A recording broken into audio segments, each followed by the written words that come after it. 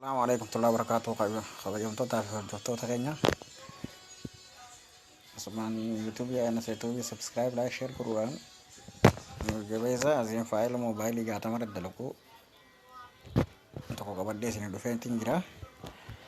Asumaan lalladhaadha namoonni ibsa moobaayilii 60 qabdan irra fayyadamaa kan qabu garuu wal duraa shabaka isin barbaachisa shabaka haaraan guddifatanii abdeet godhuudhaan asumaan isin kara barnoota keenya akka yaaddan waan hordoof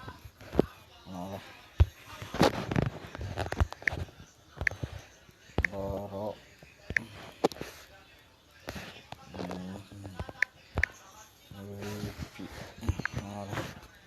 Asma wani buufadhee jiru nokkiin jeedin isin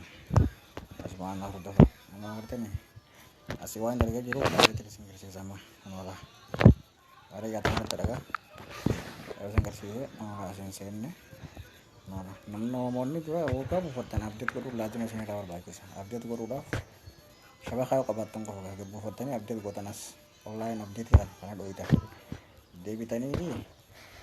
asin haata zallaqti sarvarii kan asmara dhiifattan kan asmara dhiifattan tokko fumaan kan dhiifattan to zallaqti sarvarii deebitanii asinoo asirra dhuftanii moobaayilii moobaayilii 60 kanarra agartanii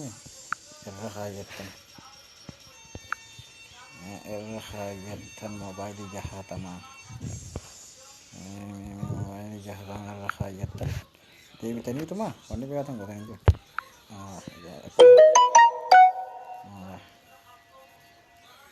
lama ulfin bobbaatii kurmee gaddaa obsara kurmee gaddaa obsara nu faana tura obsa unola akkasitti dalagee irraa fayyadamaan isin jaa oromoo ta'ee qaqqaadhi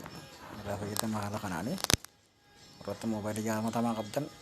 YouTube ana seetuufi subscribe godhaadha like share godhaadha nu gargaara isin nu cinaa dhaabbadha.